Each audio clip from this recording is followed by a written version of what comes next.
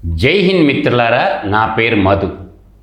ఈరోజు మచిలీపట్నం పేరుని నాని గారు వచ్చి వీడియోలో ఏదేదో జరిగిపోతుందంట, 175 నియోజకవర్గాల్లో ఉన్న యువజన శ్రామిక రైతు పార్టీ కార్యకర్తలందరినీ అరెస్ట్ చేసేసేయండి, మేము యుద్ధానికి సిద్ధం, ఉచ్చి నీశాలు లేకుండా అన్యాయంగా అక్రమంగా అరుస్తున్నాడని మీడియా ముందు గావు కేకలు పెడుతున్నారు.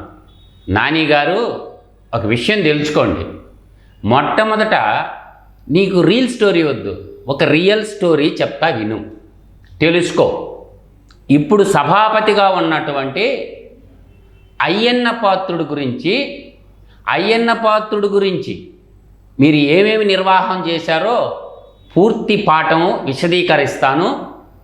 సత్యమేవ జయతే అన్నారు కదా, నీకు సత్యం ఎలా తెలియదు? మీ జగనాసుర పాలన కాలంలో ఇప్పుడు సభాపతిగా ఉన్నటువంటి అయ్యన్న పాత్రుడు ఒక బీసీ కమ్యూనిటీకి చెందినటువంటి వ్యక్తిని ఏ విధంగా మీ జగనాసురుడు చిత్రహింసలు పాలు చేసిన ఒక చిన్న రియల్ స్టోరీ చెప్తా. రీల్ స్టోరీ కాదు, విను. ఆ రోజుల్లో మన బతుకేంది అంటే అరెస్టు. మీ జగనాసురుడు పాలనలో ఆ రోజు మొత్తం హోంశాఖ రూల్ చేసింది ఎవరు? సుచరిత కాదు, తానేట వనిత గారు కాదు. కేవలం దళిత మహిళలను అడ్డం పెట్టుకొని హోంశాఖ మొత్తాన్ని సజ్జల రామకృష్ణారెడ్డికి అప్పచెప్పి రాష్ట్రంలో ప్రశ్నించిన ప్రతి గొంతు మీద సిఐడి పోలీసులను అడ్డం పెట్టుకొని రాష్ట్రం మొత్తం సర్వనాశనం చేసింది మీరు కాదు. ఈ ఒక్క స్టోరీ చాలు మీరు చేసిన అరాచక పాలనకి, విధ్వంస పాలనకి తాత్కారం. ఈ స్టోరీ నిజమా అబద్ధమా పేర్ని నాని గారు చెప్పగలిగే దమ్ము ధైర్యం ఉంటే రా. అంటే ఈ బుస మాటలు అంటే పవన్ కళ్యాణ్ ఎన్ని అసత్యాలు చెప్తాడు, ఎంత బుస వేస్తాడు, సొల్లు కబుర్లు చెప్తాడు అనే దానికోసం మీకు ప్రపంచం కోసం తెలియటం కోసం నేను అడుగుతున్నా పవన్ కళ్యాణ్ గారు మిమ్మల్ని. బుస మాటలు కాదా మీరు చెప్పిన మాటలు? ఆయన చెప్పు చూపించి మక్కిలు ఎరగొడతానని చెప్పాడు మమ్మల్ని. చెప్పుతో మాకు ఇదే సినిమా ఏంటి? నువ్వు చెప్పు చూపిస్తే మక్కిలు ఇరిగిపోటాకి. చెప్పు చూపిస్తే పెద్ద మొగోడు అయినా మాట చెప్పు చూస్తున్నా, చెప్పు చూపించా అని. పవన్ కళ్యాణ్ 2 చెప్పులు చూపిస్తున్నా, నీకన్నా పెద్ద మొగోడిని అప్పుడు నేను. 2 జాగ్రత్త, మక్కిలు ఇరిగిపోతాయి. ఈరోజు మనం చూపించిన వాళ్ళు ప్రవర్తించిన ఆ వీడియోలు చూస్తాం అధ్యక్ష. రాష్ట్ర ప్రజలంతా కూడా అధ్యక్ష, రాష్ట్ర ప్రజలు అసలు ఇటువంటి వ్యక్తిన 14 సంవత్సరాల పాటు మనం ముఖ్యమంత్రిగా ఇటువంటి వ్యక్తిని చేశామని చెప్పేసి ముక్కు మీద వేలేసుకునే పరిస్థితి అధ్యక్ష. మీరు అన్నారు కదా, బాస్టర్స్ అన్నారు, మీ అంత చూస్తానన్నారు, గొంతు పట్టుకొని పిసికారు, కొట్టారు, గుద్దారు. ఇంతకన్నా ఏం కావాలి అధ్యక్ష? తప్పనిసరిగా అధ్యక్ష ఈ వేదిక ద్వారా మీరు తగు న్యాయం చేయాల్సిందే. తప్పనిసరిగా ఈ నిండు సభలో నారా చంద్రబాబు నాయుడు గారు మార్షల్స్ మీద ప్రవర్తించిన విధానానికి క్షమాపణ చెప్పాలి. క్షమాపణ చెప్పవలసి అధ్యక్ష. మొన్న చూసాం అధ్యక్ష. టీడీపీ నేత అయ్యన్న పాత్రుడికి పెద్ద ఆయన కాబట్టి గ్రామీణ భాషలో కొంచెం గట్టిగా మాట్లాడతాడు. రాజకీయ ప్రత్యర్థులపై పరుషంగా మాట్లాడటం ఆయన మేనరిజం. అది దాదాపు 8 సార్లు ఎమ్మెల్యే అయినటువంటి అయ్యన్న పాత్రుడి విషయంలో ఏం జరిగింది? అయ్యన్న పాత్రుడు గారు ఆ రోజుల్లో ప్రభుత్వం మీద ఇరుచుకు పడుతుంటే ఆయన ఏదో విధంగా అరెస్ట్ చేయాలా, లొంగ తీసుకోవాలన్న ఉద్దేశంతో సిఐడి పోలీసుల్ని జగన్మోహన్ రెడ్డి కుక్కల్లాగా వాడుకోలేదు. ఒకటి, అచ్చెన్నాయుడిని, అదేవిధంగా బీసీ కులానికి చెందిన అచ్చెన్నాయుడిని, తర్వాత ధూళిపాల నరేందర్ను వంటి నాయకులను ఎలా అరెస్ట్ చేసింది అందరికీ తెలుసుగా. ఫైల్స్ ఆపరేషన్ జరిగి ఉంటే శ్రీకాకుళం నుంచి జీబులో తీసి రక్తం గారేటట్టు చేయలే మీరు. తర్వాత అర్ధరాత్రి పూట దొంగల్లాగా, గజ దొంగల్లాగా 300 మంది పోలీసులు నర్సీపట్నంలోని అయ్యన్న పాత్రుడి ఇంటిని చుట్టుముట్టారు. 300 మంది పోలీసు వాళ్ళు సోలార్ ఫెన్సింగ్ని కట్టర్లు పెట్టి కట్ చేసింది మీరు కాదు. కట్ చేసి ఏం చేశారు? సీసీ కెమెరాలు ఉంటే రికార్డ్ అవుతుందని చెప్పి సీసీ కెమెరా కేబుల్స్ కట్ చేసింది మీరు కాదు. కట్ చేసి ఏం చేశారు? దాదాపుగా 3 బృందాలుగా ఇడిపోయి గోడలు దూకొచ్చారు. అయ్యప్ప మాలలో ఉన్న అయ్యన్న కుమారుడు రాజేష్ని నిర్బంధంలోకి తీసుకున్నారు. వచ్చిన పోలీసుల్లో ఎక్కువ మంది మఫ్టీలో ఉన్నారు. పోలీసు వాళ్ళు ఏం చేయాలా? బ్యాడ్జీతో పోవాలా, ఎవరిని అరెస్ట్ చేయాలన్నా. కొందరు తాగి ఉన్నారని చెప్పి ఆనాడు అయ్యన్న గారి సతీమణి పద్మావతి గారు చెప్పారు కదా. అప్పుడు అయ్యన్నని అడిగితే అరెస్ట్ నోటీసులు కూడా ఇవ్వాల, బట్టలు మార్చుకునే సమయం కూడా ఇవ్వకుండా విశాఖపట్నానికి దొంగల్లాగా చొరబడి ఎత్తుకొని మాట వాస్తవమా కాదా? ఇది చెప్పరాదా పేరు నాని గారు? మీ జగనాసుర పాలన, విధ్వంస పాలన చూడు, ఇవన్నీ అబద్ధాలా?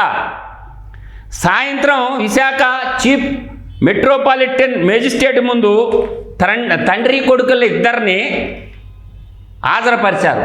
అప్పుడు మేజిస్ట్రేట్ ఏమడిగాడు? ఐపీసీ 467 సెక్షన్ పెట్టారు, ఈ సెక్షన్ వర్తించదు అని చెప్పి మేజిస్ట్రేట్ గారు ఒప్పుకోకపోతే ఏం చేశారు అంటే, అక్కడ ఉన్నటువంటి అడిషనల్ అడ్వకేట్ జనరల్గా ఉన్న పొన్నవోల సుధాకర్ రెడ్డి చెప్పిండేవు అనుకుంటా 467 పెడితే బెయిల్ రాదని. మేజిస్ట్రేట్ గారు చెప్పు తీసుకొని కొట్టినట్టు చెప్పి అప్పుడు బెయిల్ ఇచ్చి పంపించారా లేదా, రిమాండ్ని నిరాకరించిందా లేదా అప్పుడు మేజిస్ట్రేట్ గారు? అంటే గత్యంతరం లేక సిఐడి పోలీసులు ఏం చేశారు? అయ్యన్న పాత్రుడు గారిని ఇడిచిపెట్టడం జరిగింది. మీడియా ముందుకొచ్చి చెప్పారు. అయ్యన్న పాత్రుడిపై బలప్రయోగం జరిగిందన్న వార్తలపై సిఐడి డీజీ సునీల్ కుమార్ నాయక్ ప్రశ్నించినప్పుడు ఇంట్లోకి ఎప్పుడైనా ఏ విధంగా అయినా ప్రవేశించే హక్కు తమకుందని వక్కాణించాడు. అప్పటి డీజీపీ సిఐడి డిఐజీ సునీల్ కుమారు ఎవడు కొంపలో కన్నా దూరిపోయి హక్కు ఆయనకుందంట. అంటే ఒక వ్యక్తిని అరెస్ట్ చేసేటప్పుడు ఉదయం 6 గంటల నుంచి సాయంత్రం 6 గంటల లోపే అరెస్ట్ చేయాలా, హక్కుందంట. సరే, నర్సీపట్నంలో తన ఇంటి నిర్మాణం కోసం కేవలం 2 సెంట్ల స్థలమే, ఆ పంట కాలువపై 2 సెంట్లు ఆక్రమించారని జేసీబీలు ఎత్తుకొని ఆయన ఇంటి గోడ పగలగొట్టలేదు. 2019 ఫిబ్రవరిలో జనవరుల శాఖ నుంచి తీసుకుని చూపిస్తున్న ఎన్ఓసి ఫోర్జరీ పత్రమని సిఐడి అభియోగం మోపింది. నువ్వెట చెప్తావు ఫోర్జరీ పత్రం అని? ఎక్కడికి పోవాలా? దాన్ని టెస్ట్ చేయించి తీసుకోవాలి కదా. నిజానికి ఈ నిర్మాణంతో అయ్యన్నకు సంబంధమే లేదు. అనుమతులన్నింటికీ దరఖాస్తు చేసుకున్నదే అయ్యన్న కుమారులు విజయ్ గారు, రాజేషు. వారితో పాటు దరఖాస్తు చేసుకున్న తండ్రిపై కూడా కేసు పెట్టారు. అంటే దుర్బుద్ధితో. ఇల్లు ఎవరి పేరు మీద ఉంది? అయ్యన్న పాత్రుడు గారి కుమారులు పేరు మీద ఉంటే తండ్రి పేరు మీద కేసు పెట్టారు. జూన్లో బుల్డోజర్ తీసుకొచ్చి ఆ ఇంటి పహారా కూడా కూల్చేశారు. చోడవరం మినీ మహానాడులో అయ్యన్న చేసిన విమర్శలకు కారణమని టీడీపీ ఆనాడు ఆరోపించింది. ఏమని ఆరోపించింది? చోడవరం సభలో మాట్లాడాడు అయ్యన్న పాత్రుడు. అది మనసులో పెట్టుకొని అయ్యన్న పాత్రుని ఏదో విధంగా అరెస్ట్ చేయాలని చెప్పి చేసినటువంటి కుట్ర. కూల్చివేతపై హైకోర్టు స్టే ఇచ్చింది. తెల్లవారుజామున నిబంధనలకు విరుద్ధంగా కూల్చివేతలకు దిగడం ఏమిటని ప్రశ్నించింది. పహారీ స్థానంలో కంచె వేసుకునేందుకు కూడా హైకోర్టు ఆనాడు అనుమతి ఇచ్చింది. అయ్యన్న తన మాటల ద్వారా అధికార పక్షానికి కంట్లో నలుసుగా మారారనుకోవాలని ఆయనపై కేసులు పెట్టిన తీరు దాన్నే చూసి నోరు తెరిస్తే కేసులు బనాయించారు. నేను చెప్పాను కదా మొదట్లో, ప్రశ్నించిన ప్రతి నోరు తెరిచినోడల్ల మీద ఆ అన్న ఊ అన్న కేసులు పెట్టారు కదా. అప్పటి వరకు మొత్తం 12 కేసులు పెట్టారు ఇప్పుడున్న శాసనసభ స్పీకర్ అయినటువంటి అయ్యన్న పాత్రుడి మీద. వాటిలో ఒకటి ఎస్సీ ఎస్టీ అత్యాచార నిరోధక చట్టం కింద కేసు నమోదు చేశారు. మరో ఒకటి లైంగిక వేధింపుల కేసు. ఎస్సీ ఎస్టీ అత్యాచార నిరోధక చట్టం కింద లైంగిక వేధింపుల కింద కేసు పెట్టారు.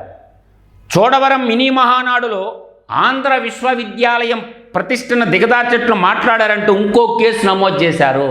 ఏం చేశాడయ్యా ప్రసాద్ రెడ్డి అనేటటువంటి ఆంధ్ర విశ్వవిద్యాలయం అని డీన్ గారు ఏం చేశారు? వైసీపీ పార్టీకి ఊడిగం చేయలేదు, ఒక ప్రొఫెసర్గా ఉండి దాని మీద కేసు. అయ్యన్నను 2023 ఆగస్టులో పోలీసులు మరోసారి అదుపులోకి తీసుకున్నారు. గన్నవరం యువగళం సభలో ముఖ్యమంత్రి జగన్పై ఆయన అనుచితంగా మాట్లాడారని మాజీ మంత్రి పేర్ని నాని మీరు ఫిర్యాదు చేశారు. ఏమయ్యా పేర్ని నాని సుతపూస, నువ్వే కదా ఫిర్యాదు చేసింది అన్నాడు. ఇప్పుడు మాట్లాడుతుండవే పెద్ద పత్తిత్తు మాటల.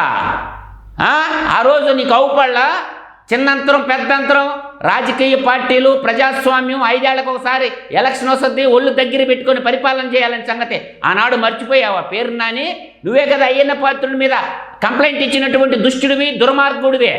తర్వాత వారానికి ఒక రోజు కృష్ణా జిల్లా పోలీసులు విశాఖ విమానాశ్రయ అయ్యన్న కోసం కాపు కాశారు. ఢిల్లీ నుంచి ఆయన రాగానే అదుపులోకి తీసుకొని హైవే ఎక్కారు. మధ్యలో ఏమైందో తెలియదు కానీ 41A నోటీసులు ఇచ్చి వదిలిపెట్టారు. అంటే మీ బానిసల్లాగా చేసుకున్నారు పోలీసు వాళ్ళని. ఆనాడు జగన్మోహన్ రెడ్డి బానిసల్లాగా తయారు చేసుకున్నారు. ఐపీఎస్ కాస్త జేపీఎస్ జగన్ పోలీస్ సర్వీస్ లాగా మారింది.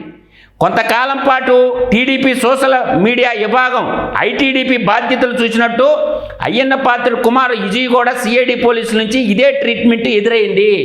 హైదరాబాద్లో ఉన్నటువంటి విజయ్ గారు అప్పుడు కేటీ రామారావు కేసీఆర్ కొడుకుతో మెలాఖత్ అయ్యి ఇంట్లో చొరబడలా సిఐడి పోలీసులు హైదరాబాద్లో.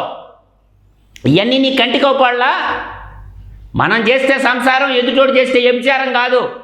మళ్ళీ పత్తిత్తు మాటలు మాట్లాడుతూ ఉండవు. హైదరాబాదు ఇంట్లోకి సిఐడి పోలీసులు బలవంతంగా ప్రవేశించారు. అక్కడ ఉన్న చిన్న పిల్లలను ప్రశ్నించారు, డ్రైవర్ను కొట్టారు, పని మనిషిని బెదిరించారు. అందరూ మఫ్టీలో ఉన్నారు.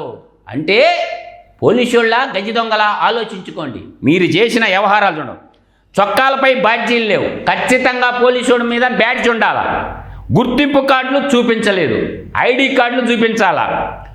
తర్వాత దొంగ నెంబర్ ప్లేట్లు కారులో వచ్చారు. దొంగ నెంబర్ ప్లేట్లు కారులో రావాల్సి వచ్చిన అవసరమే వచ్చింది అప్పుడు సిఐడి పోలీసులకి. అంటే సజ్జల రామకృష్ణారెడ్డి చేసిన అరాచకత్వానికి నువ్వు మద్దతు పలికినవా నాడు? భారతీ పే అనే వాట్సాప్ మీ ఇమేజ్ను సోషల్ మీడియాలో తిప్పింది ఐటీడీపీ కాబట్టి దాన్ని బాధ్యుడు విజయ్ని ప్రశ్నించాలంటూ నోటీసు ఇచ్చి వెళ్ళిపోయారు. విజయ్ న్యాయవాదులు డిఐజీ కార్యాలయానికి వెళితే వారి నుంచి జవాబు తీసుకునేందుకు సాయంత్రం వరకు సిఐడి అధికారులు ఒక్కడు కూడా బాల డీజీపీ కార్యాలయకు పోతే. తర్వాత ఈ విషయంలో హైకోర్టుకి వెళ్ళినప్పుడు విజయ్కి ఇచ్చిన నోటీసులో ఎలక్ట్రానిక్ పరికరాలతో రాకుంటే అరెస్ట్ చేస్తామని సిఐడి పోలీసులు రాసింది చూసి ధర్మాసనం ఆశ్చర్యపోయింది. అప్పుడు నిర్బంధ అరెస్టుల కోసం హైకోర్టుకు పోతే నువ్వు రాకపోతే నిన్ను అరెస్ట్ చేస్తామని బెదిరించిన మాట వాస్తవం కాదు, బాధితుల్ని బెదిరించిన మాట వాస్తవం కాదు.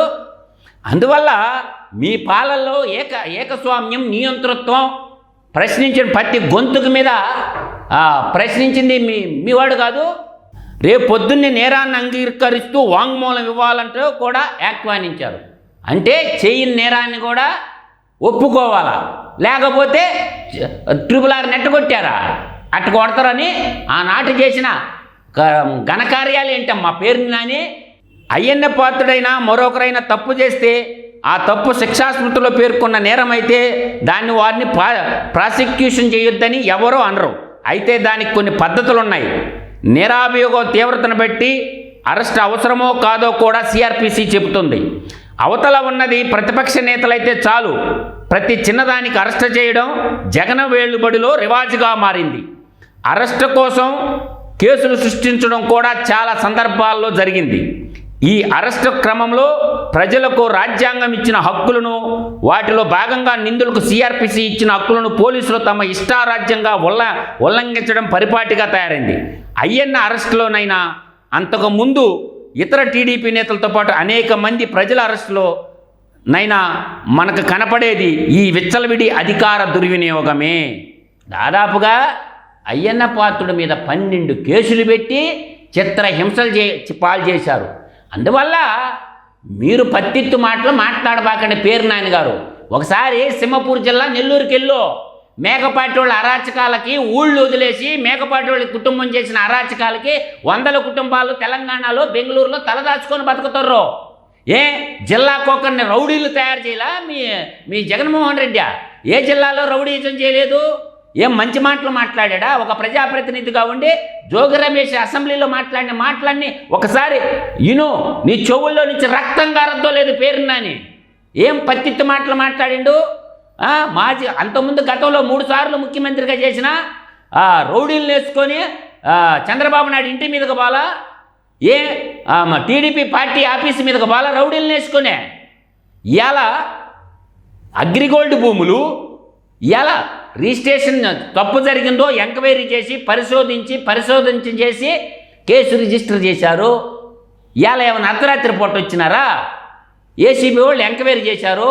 నీ దగ్గర నిజాయితీ ఉంటే కోర్టులో నిరూపించుకో. తేలిపోద్ది కదా తాడోపేడు. అందువల్ల అక్రమ అరెస్టుల గురించి పోలీసు వాళ్ళు మీరు ఎలా వాడుకున్నది మీ జగన్మోహన్ రెడ్డి మీ జే గ్యాంగ్ మాట్లాడాల్సిన పత్తిత్తు మాటలు. గడిచిన 5 ఏళ్లలో కొన్ని వేల కుటుంబాలని 100 కుటుంబాలు పొట్టన పెట్టుకున్న నీచోత్తములరా మీరంతాను. మీరా మాట్లాడేదా? మీ జీవానికి అల్లాడిపోయిన కుటుంబాలు నేటికి కోర్టుల చుట్టూ తిరగలేక అల్లాడిపోయేవాళ్ళు బోల్డు మంది ఉన్నారు. ఎంత పెరగతావంట రా, పెరికేది ఏదో తేల్చుకుందాం. తాడోపేడు నువ్వు పెరుగుతా ఉంటే చూస్తూ ఎడెవుడు ఉండడు. జగన్మోహన్ రెడ్డి ఇంకా భవిష్యత్తులో ముఖ్యమంత్రి అవడం అనేది కలగను జరగని పని. అది జరగని పని. మీ యువజన శ్రామిక రైతు పార్టీ త్వరలో కాంగ్రెస్ పార్టీలో విలీనం కాబోతుంది. కాబట్టి నీ పాత పార్టీకి పోయి పేల్దు. కాబట్టి మీరు చేస్తే సంసారం ఎదుటోళ్ళు చేస్తే ఏ పడలే. నువ్వు పేలిన మాటలో పవన్ కళ్యాణ్ గురించి నువ్వు ఎంత పేలువా? అందువల్ల ఈరోజు తప్పు జరిగిందా లేదా? నువ్వు ఒక స్వచ్ఛమైన రాజకీయ నాయకుడు అయితే తప్పు జరిగి ఉంటే అరెస్ట్ చేయండి, తప్పు జరిగితే చట్టబద్ధంగా శిక్షించండి, లేదంటే వదిలేయండి అని చెప్పాలా. పత్తిత్తుల మాటలు మాట్లాడబాకో. అందువల్ల ఆలోచించుకో. ఆ నెల్లూరు జిల్లా సింహపూర్ సీమలో కూడా యువజన శ్రామిక రైతు బట్టి మేకపాటి వాళ్ళ కుటుంబం చేసిన అరాచకాలు విధ్వంసాలు చాలా ఉన్నాయి. జిల్లాకొకడిని పెట్టుకొని వాడి కింద కొంతమంది మూక సైన్యాన్ని పెట్టుకొని ఏ జిల్లాలో లేరు చెప్పు. శ్రీకాకుళం జిల్లాలో చూస్తే ధర్మాన వాళ్ళ కుటుంబాన్ని పెట్టుకుంటే, దువ్వాడ వాళ్ళ కుటుంబాన్ని పెడితే, విజయనగరం జిల్లాకు వచ్చేసరికి బొత్స సత్యనారాయణని పెట్టుకుంటే, బొత్స సత్యనారాయణ పెట్టుకొని ఆ జిల్లా అంతా ఆయనకి రాసిచ్చినట్టు ఏం అరాచకాలు చేయలా. విశాఖపట్నంలో చూస్తేనేమో ఒక గ్యాంగ్ని పెట్టుకుంటారు. తూర్పుగోదావరి జిల్లాకు వస్తే మనుషులు చంపి డోర్ డెలివరీ ఇచ్చేటటువంటి ఎమ్మెల్సీ జూనియర్ జగన్ అగుపాళ్ళ ఎన్య. పశ్చిమ గోదావరి జిల్లాకు వస్తే కారుమూరు నాగేశ్వరరావుని పెట్టుకొని నెల్లూరు జిల్లాలో వాళ్ళ కొడుకు 10,000 కోట్ల రూపాయలు తెల్లరాయి కొట్టేశారు మీ జే గ్యాంగ్ అంతా కలిసి. అది అవుపాళ్ళ. కృష్ణా జిల్లానికి వస్తే పుడింగుల్లాగా ఏమేమి మాట్లాడారు.